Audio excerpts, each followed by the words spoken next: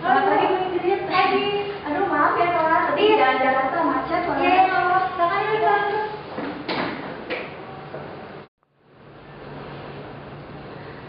Gimana Bu? Ibu bisa tahu dari mana informasi tentang butik saya? Ya, jadi beberapa hari yang lalu saya melihat butik ibu tuh di sebuah situs internet. Oh gitu. Ya udah. Ibu mau minum apa?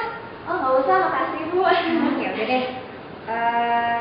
Oh iya, bagaimana keadaan butik ibu? Bangunannya sih masih kokoh. Catnya juga masih bagus Bu, jendela-jendelanya juga masih terawat. Terus karena kita sering maintenance gitu, jadi bangunannya sih masih bagus lah, dan pengunjungnya juga masih banyak. Maaf Bu Ingrid, tadi ibu bilang cat butik ibu sudah luntur dan agak retak ya? Iya Bu, cat butik saya itu emang udah agak, maksud saya catnya masih cantik Bu, karena kita selalu merawat bangunan dengan bagus. Percakapan sebelumnya menggambarkan taktik mengungkap tindakan penipuan dalam negosiasi. Dalam percakapan tersebut terdapat salah satu taktik. Apakah itu? Yakni perubahan informasi. Calon pembeli mengubah informasi dari penjual yang ia ragukan agar memancing penjual untuk mengatakan yang sebenarnya.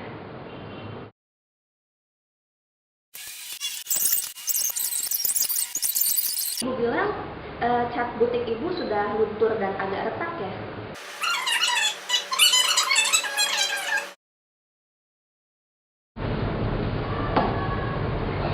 Oh iya Bu Ingrid, kalau saya boleh tahu bagaimana keberlangsungan butik ibu saat ini? Sebenarnya kalau sekarang saja masih baik-baik aja sih Bu. Pelanggan juga masih banyak yang datang. Ya keadaannya sih masih lancar-lancar aja. Dari dulu sampai sekarang sih masih banyak pengunjung yang setia gitu Bu. Ya mungkin ada sih 3 orang beberapa orang yang datang seminggu bisa sampai 2 sampai 3 kali kayak gitu.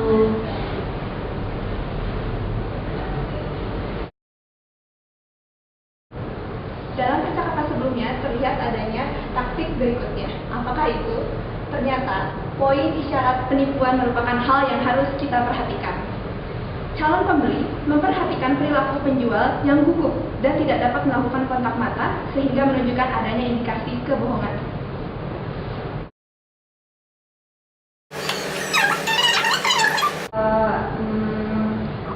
Sebenarnya kalau sekarang saja masih baik-baik aja sih Bu. Pelanggan juga masih banyak yang datang. Ya keadaannya sih masih lancar-lancar aja. Taktik berikutnya adalah diam. Calon pembeli cukup bersikap diam. Hal ini dapat menimbulkan rasa tidak nyaman terhadap penjual akan kebohongannya, sehingga tentu saja hal ini dapat mencegah kebohongan-kebohongan berikutnya.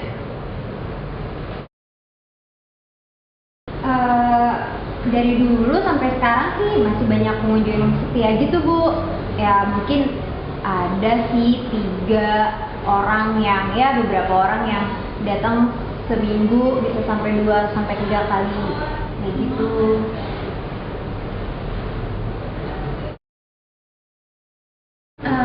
Kalau Ibu sendiri, apa Ibu udah lama bisnis butik kayak gini?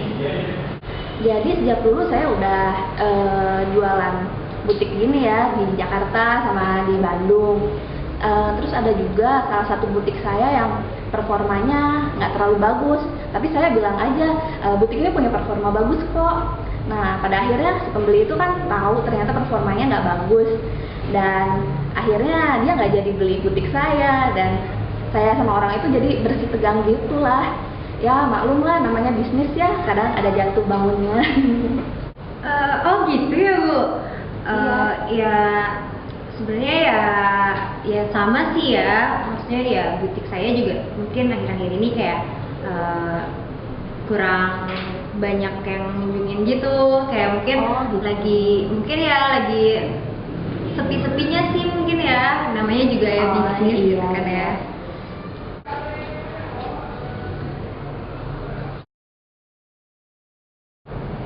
Taktik selanjutnya adalah pengungkapan diri. Pengungkapan diri yang dilakukan calon pembeli adalah ia mengungkapkan beberapa hal tentang dirinya, bahkan mungkin ketidakjujurannya, dengan harapan pihak lawan yakni penjual akan mempercayai dan balik membuka ketidakjujurannya.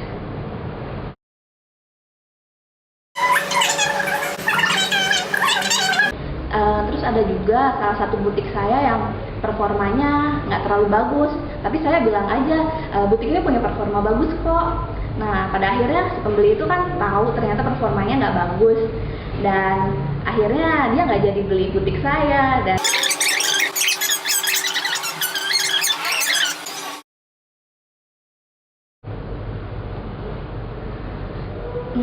jadi gimana Bu untuk harga butik Ibu sendiri? Ibu berapa harga yang Ibu tawarkan? Kalau penawaran sih ya saya kasihnya sama kayak harga normal aja ya, kayak yang di pasar. Untuk bangunan sama isinya itu sekitar ya 5M lah. Wah, 5M Bu, apa nggak ketinggian? Kalau boleh tahu, kenapa Ibu ingin menjual butik yang telah Ibu rintis dari awal? Saya ingin tahu aja gitu Bu, sebenarnya ada apa sih gitu? Karena sebenarnya saya ingin transaksi kita tuh berjalan dengan menyenangkan, dan saya juga sangat peduli gitu terhadap kepuasan Ibu.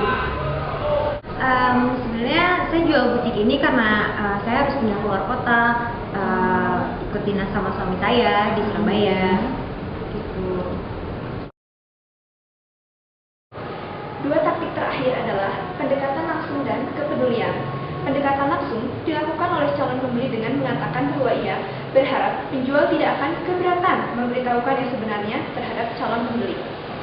Sedangkan dalam poin kepedulian, ditunjukkan calon pembeli dengan mengungkapkan bahwa ia peduli terhadap kepuasan calon penjual dan ingin melakukan transaksi yang menyenangkan kedua belah pihak.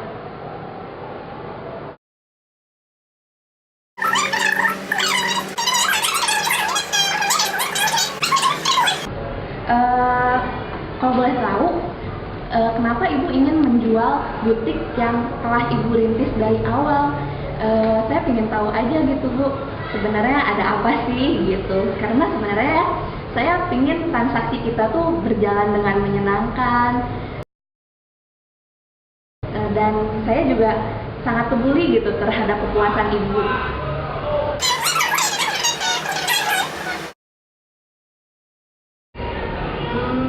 Jadi Bu, mengenai harga butik yang Ibu tawarkan, apa harga itu udah sesuai dengan harga butik, harga tanah, sama harga bangunan normal yang biasanya dijual di dekat-dekat sini?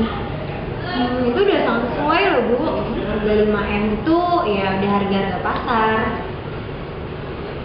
Masa sih Bu? Soalnya ya, saya udah ngecek di toko-toko di sekitar sini, harganya nggak sampai segitu loh Bu. Masa sih kemarin sih saya lihat ya toko-toko daerah sini harganya emang sekitar 5M, tapi ya buat Ibu bisa saya turunin deh jadi ya sekitar 4,9 deh.